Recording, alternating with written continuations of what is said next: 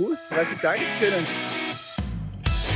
Beim letzten Versuch hat es über ein Jahr gedauert, aber diesmal ist alles ganz anders. Ich werde diesen alten Van, der früher als Hundesalon gedient hat, innerhalb von 30 Tagen so umbauen, dass man darin leben kann. Der gesamte Van-Ausbau wurde in 5 informative Ausbauvideos dokumentiert, die du unten in der Beschreibung findest. Jetzt zeige ich dir in 15 Minuten den gesamten Ausbau im Schnelldurchlauf.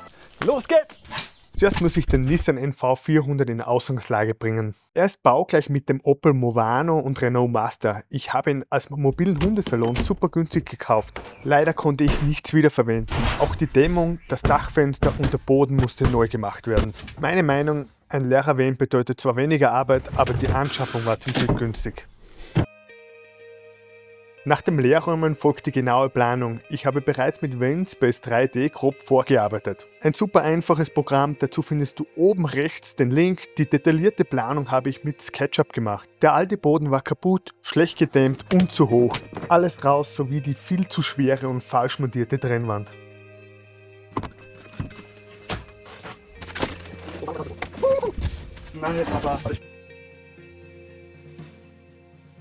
Ich habe mich wieder für ein Aufstellfenster entschieden, weil es einfach das Beste ist, weil man kann es auch bei Regen einfach offen lassen. Die gesamte Fensterinstallation habe ich beim ersten Video ausführlich erklärt.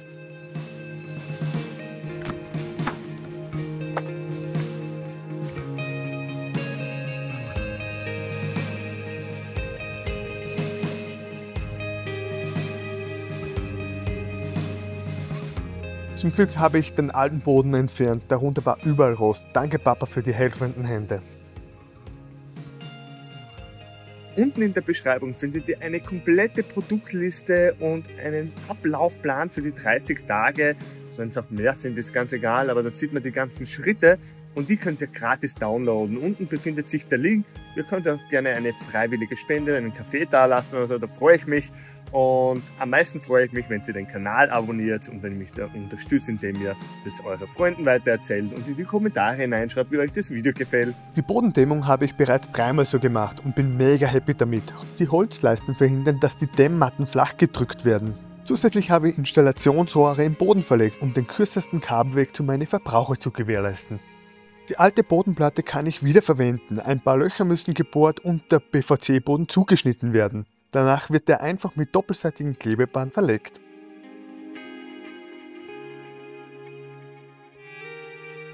Beim Filzen ist gute Qualität wichtig. Ein dickerer, elastischer Filz erleichtert das Arbeiten an schwierigen Stellen.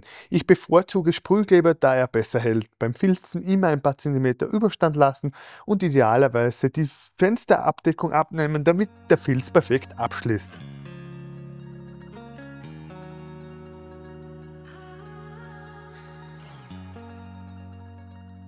Alle Ecken werden mit Aluwinkel geschützt, zusätzlich haben wir Brunox, einen Rostumwandler und eine Grundierung, die in allen Hohlräumen gesprüht wird, um Rostbildung zu verhindern. Für die Unterkonstruktion solltest du dir Zeit nehmen, sie ist die Basis für alles. Je genauer, desto einfacher der spätere Ausbau. Außerdem sollte man beachten, wo und wie die Wandverkleidung befestigt wird.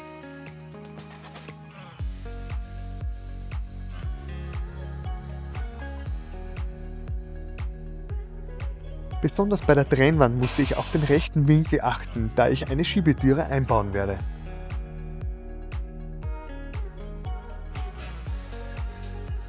Unabhängigkeit ist mir wichtig, deshalb verbrauche ich einen großen platzsparenden Radwassertank mit über 110 Litern. Dazu gehören eine Wasserstandsanzeige, Ansaug- und Lüftungsventile sowie ein Abwasserventil im Boden. Eine Halterung sorgt für sicheren Halt. Ein Stützrahmen wird montiert und die Abwasserverrohrung wurde schon verlegt und vorbereitet.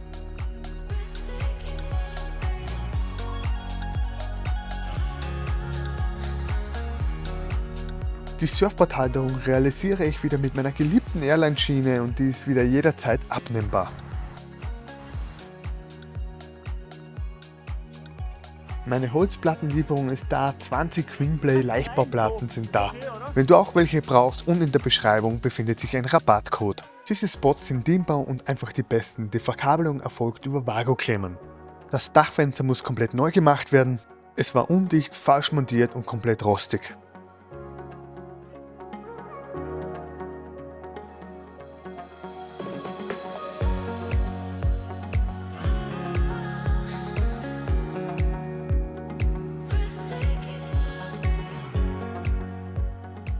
Meine geliebten Deckenpaneelen bestehen aus wasserresistentem PVC, das sich andere Materialien schnell aufbiegen könnten.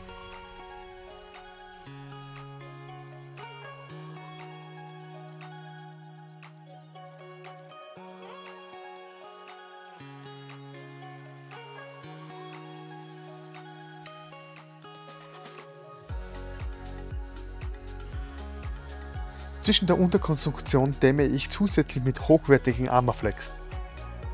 Die Trennwand besteht aus 4 Teilen, die erst im Vane verleimt werden und einer Schiebetür in einem Aluprofil. Genauigkeit ist hier extrem wichtig, damit alles millimetergenau passt.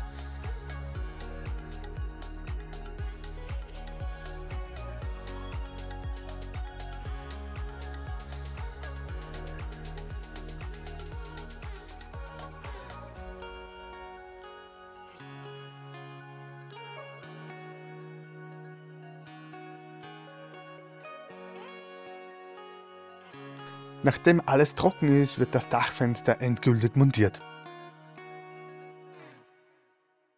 Für die Wandverkleidung benutze ich die alten Platten als Schablone und verwende für meinen Ausbau dünne weiße Queenblade-Platten. Die Platten habe ich in der Rundung gepresst und in einer Linie verschraubt, damit ich die Schrauben später mit einer Leiste abdecken kann.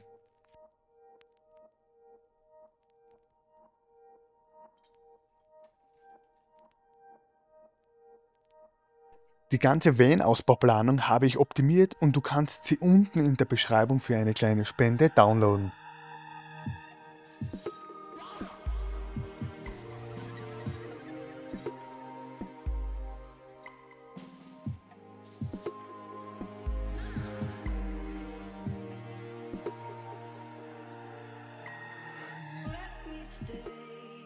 Endlich ist die Wand montiert, jetzt kann ich den Wassertank und die Pumpe fixieren. Zuerst müssen alle Teile für mein L-Ausziehbett und Plateau zugeschnitten werden. Ich habe mich für ein Plateau entschieden, damit ich deutlich mehr Stauraum gewinne. Alle Möbel werden mit der Fischl-Technik oder auch Flachdübel genannt verleimt. Somit sieht man keine Schrauben und hält bombenfest.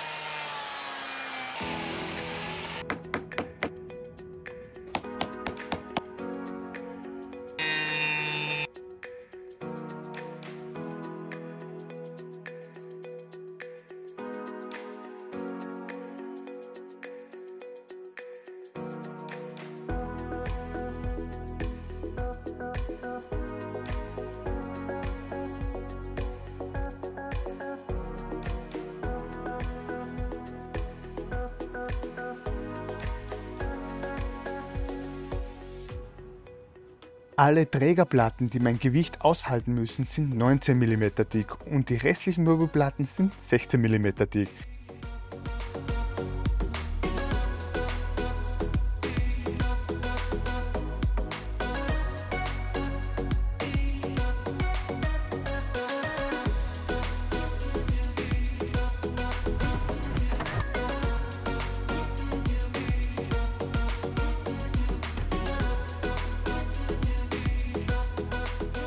Für das Ausziehbett muss sorgfältig vorgezeichnet und die Rundungen angepasst werden. Die goldene Regel für mich ist Mindestbreite beim Schnitt 15 cm, damit das Holz bei hoher Belastung nicht brechen kann.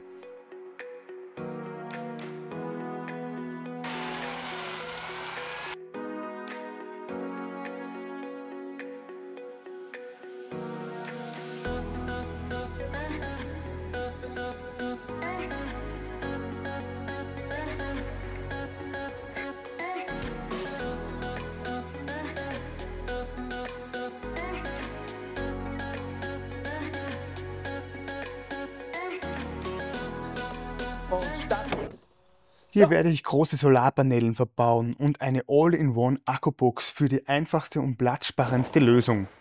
Mit meinem Ausbau meiner Ausstattung kann ich auch mit Strom kochen, es ist echt cool. Und über die beste und einfachste Elektroinstallation habe ich auch ein super Video für euch gemacht. Dazu findest du rechts oben einen Link und unten in der Beschreibung.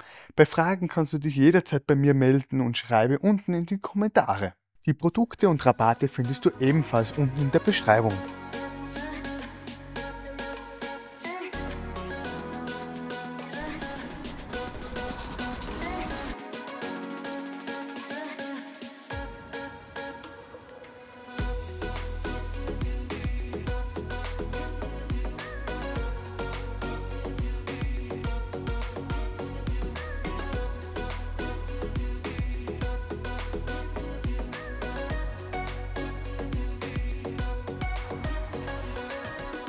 Jetzt wird die ganze Bettkonstruktion im Van fixiert, damit dieser Bereich endgültig abgeschlossen ist.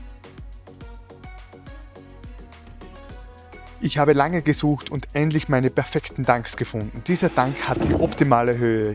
Hier wird wieder eine Wasserstandsanzeige, Abwasser- und Lüftungsventile verbaut und ein wenig Amaflex als Polster für die Aufhängung.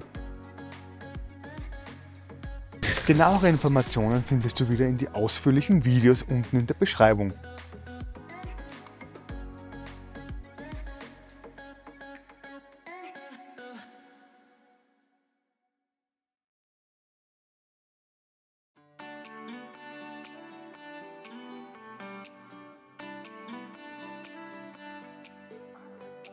Elektrik wird immer beiläufig gemacht, weil ich später immer schwerer zu bestimmten Bereichen kommen werde.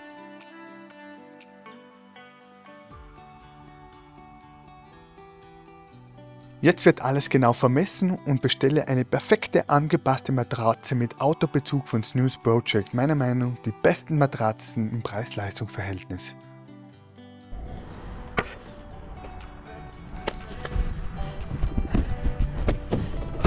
Der nächste Schritt ist der Elektrikkasten und die Basis für meinen Wandschrank. Dieser Bereich soll gut geschützt und leicht zugänglich zu meiner Elektrik sein. Hier werden auch meine Display, Schalter und USB-C montiert.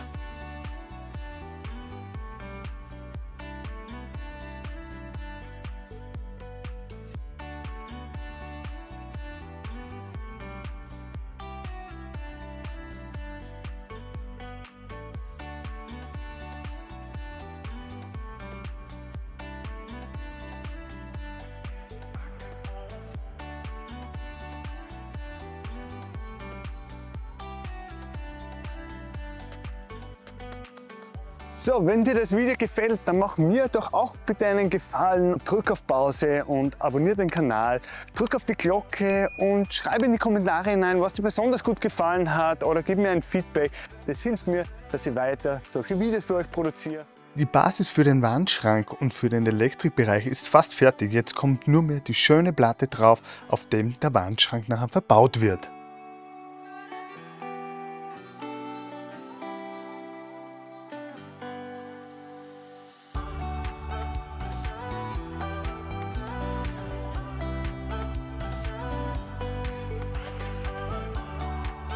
Der Küchenkorpus ist diesmal ein wenig anders, weil ich auf den Boden verzichte, damit ich hier meinen großen 2-Zonen-Kühlschrank verbauen kann.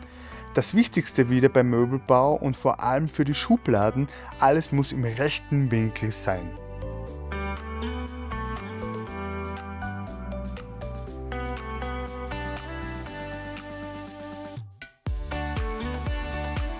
Während der Leim trocknen muss, mache ich die Outdoor-Dusche und die Einfüllstutze. Diesmal schneide ich kein Loch ins Auto, sondern kann das Wasser im Kofferraum befüllen.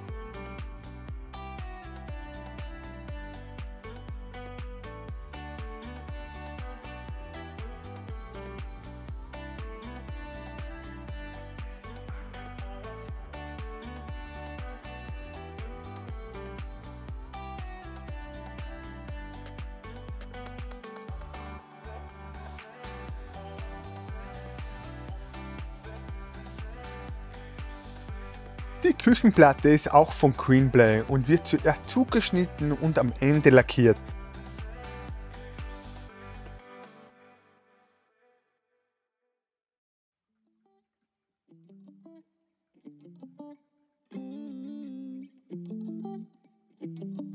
In der Trocknungsphase werden die Platten für den Wandschrank zugeschnitten.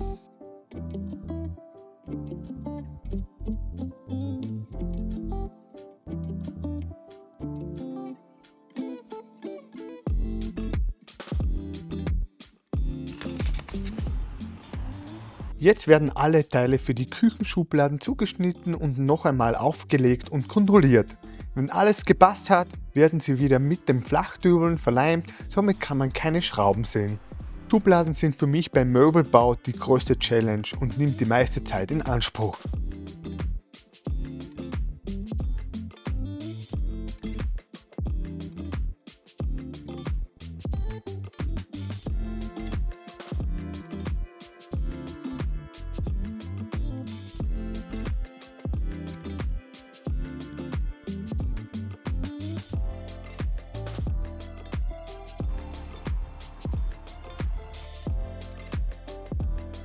Bei der Montage der Softclose-Schienen muss man ganz genau rechnen und darauf achten, dass überall der gleiche Abstand ist. Das klingt auch einfacher als es ist. Mehr Zeit einplanen, ich habe hier lang in die Nacht hineingearbeitet.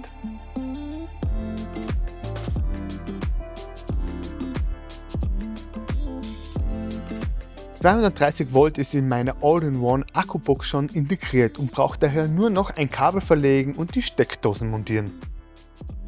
Für mich war ein großes Waschbecken wichtig und ein ausziehbarer Wasserhahn, somit kann man hier auch warm duschen.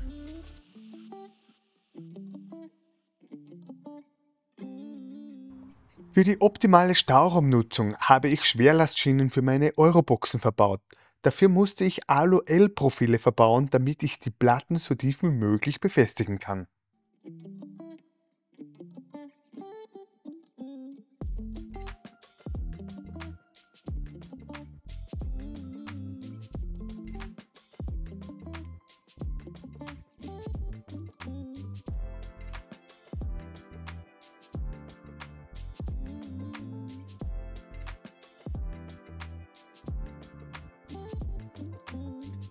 Hier habe ich eine praktische ausziehbare Wäscheleine montiert.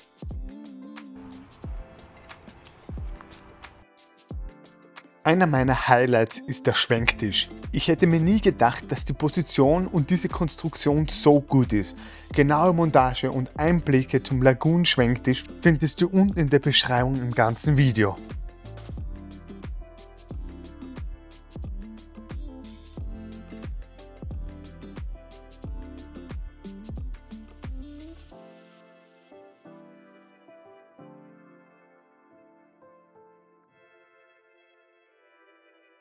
Damit die Schubladen alle sicher verschlossen sind, habe ich mich für die Druckknopfverriegelung entschieden. Schaut echt gut aus, sind günstig, aber der Verbau ist ein wenig knifflig. Hier muss man sehr genau arbeiten. Voila! So schaut's aus! Nice.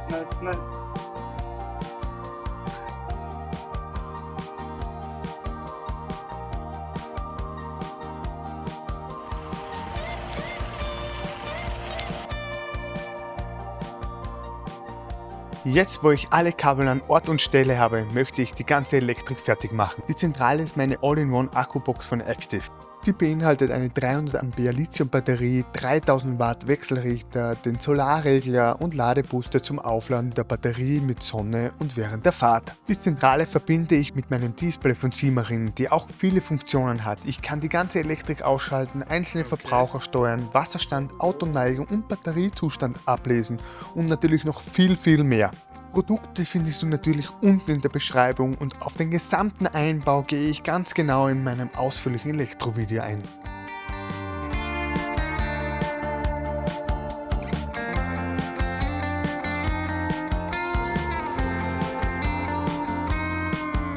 Für die Abdeckung brauche ich gute Belüftungslöcher und ich habe mich für Magnete entschieden, damit komme ich immer leicht zu meinen Sachen und man sieht nicht, dass es eine Tür ist.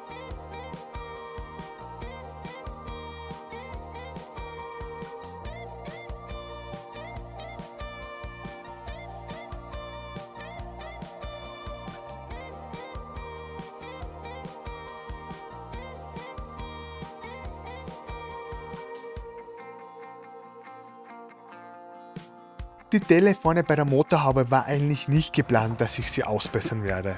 Dank Laser werden wir die Motorhaube auch perfekt machen, dann sieht das Auto wirklich aus wie neu. Ich bekomme auch noch Lack für kleine Stellen und werde das ganze Auto abchecken am Ende und die kleinen Stellen ausbessern.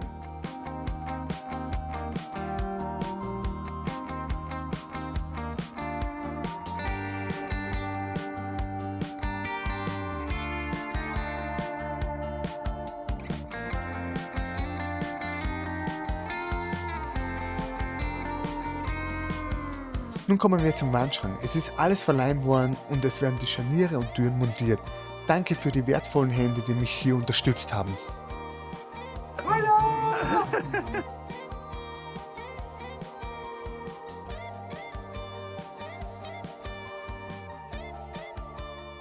Die meisten Aufnahmen mache ich jetzt mit der Sony Alpha Cinema Line FX30. Zuerst wollte ich eigentlich gar nicht mit der wirklich filmen da beim Van, weil ich Angst gehabt, dass ich es umschmeiße und dass das ein bisschen zu aufwendig ist. Aber es ist einfach so geil und jetzt macht es echt mega Spaß und den nehme ich jetzt auch auf Reisen mit. Aber die ganzen Video-Equipment und das Ganze, das findet ihr auch unten in der Beschreibung drin. Dann könnt ihr mal reinschauen, was ich da eigentlich so verwende. Ich bin echt happy damit. Wenn ihr Fragen habt, schreibt es einfach in die Kommentare rein.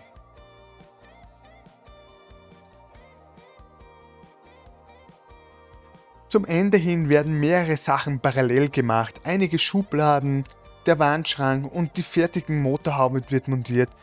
Es kommen viele kleine Sachen einfach zusammen.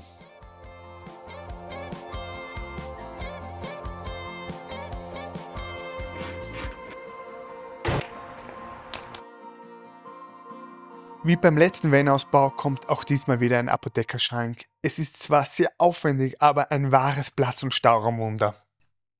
Welche Fehler ich gemacht habe und ob ich die 30-Tages-Challenge wirklich geschafft habe, seht ihr in meiner 5-teiligen Videoserie unten in der Beschreibung.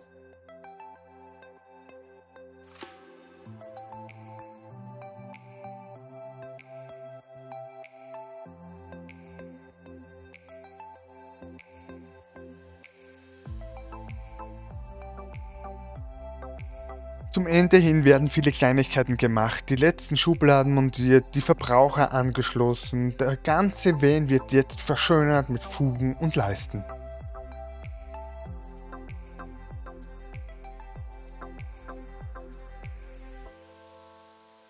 Am letzten Tag kam rechtzeitig meine Lieferung und kann endlich meine neue Matratze mit dem Autobezug testen. Und was glaubst du, wie lange brauche ich für den Umbau vom Ecksofa zum Bett? Falls du den fertig dekorierten Traumvan sehen möchtest, dann schaue dir die Roomtour an. Es lohnt sich mega. Wenn du viele Informationen brauchst und du selbst einen Ausbau vorhast, dann schau dir die Playlist von meiner Ausbau-Challenge an. Da habe ich alles erklärt und gebe dir das nötige Werkzeug und Basis für dein Projekt. Danke fürs Dabeisein und danke an meiner Family und Sponsoren für die tolle Unterstützung. Bis zum nächsten Mal. Gib mir Bescheid, was das nächste Projekt sein soll.